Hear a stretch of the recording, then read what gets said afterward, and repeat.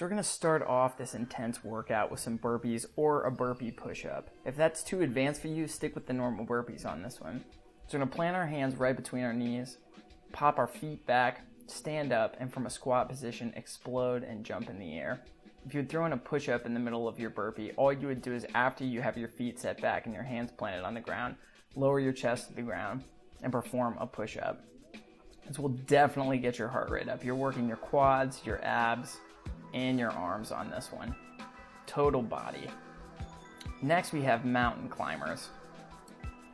So mountain climbers are another great abdominal and cardiovascular exercise that we can use here. So what you're going to do is you're going to plant your hands on the ground, putting your weight in the heels of your palms, and you're just going to fire your knees to your chest and have them come back down. So think of this as running or sprinting in place.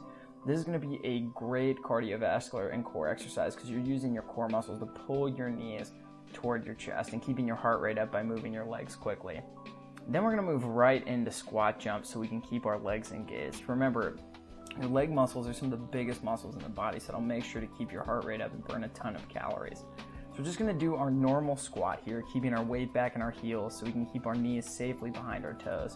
Except for when we come up from our squat, we're going to explode through the balls of our feet and then return back to a safe squat position, keeping your back as flat as you can. Remember, jump as high as you can to increase the cardiovascular difficulty of this exercise. And then we'll move into plyo push-ups, and if these are too hard, normal push-ups or modified push-ups are perfectly fine too. So a plyo push-up is in which you do a normal push-up, keeping your weight in the heels of your palms, except at the top of the push-up you explode through your hands to propel your hands off of the ground, and then land softly on the ground and go for another push-up. And then we'll move on to jumping jacks just to keep our cardiovascular activity high here.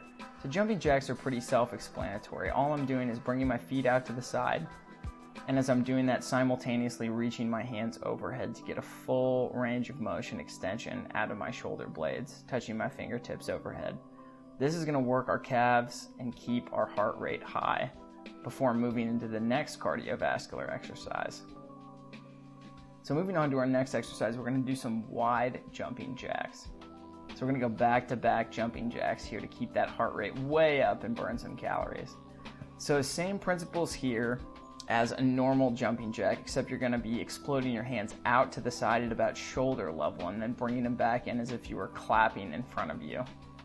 Think of it as doing a jumping jack like a seal or porpoise who would be hitting their fins together in front of you. Awesome. Great.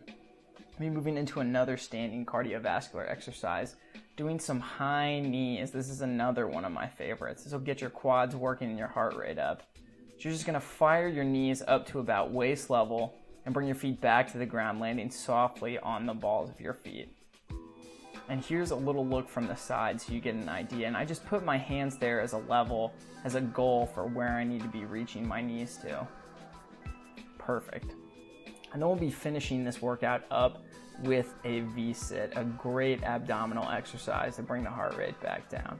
So for the V-sit, we'll just be planted on our butt, keeping your heels and feet off the ground. You're going to extend your feet out in front of you until your legs are fully extended. And you're going to tilt your upper body back and your shoulder blades back without touching your upper body or legs or feet to the ground. The key here is balance to increase the intensity of this exercise and the amount at which you're working your core muscles. Nice work.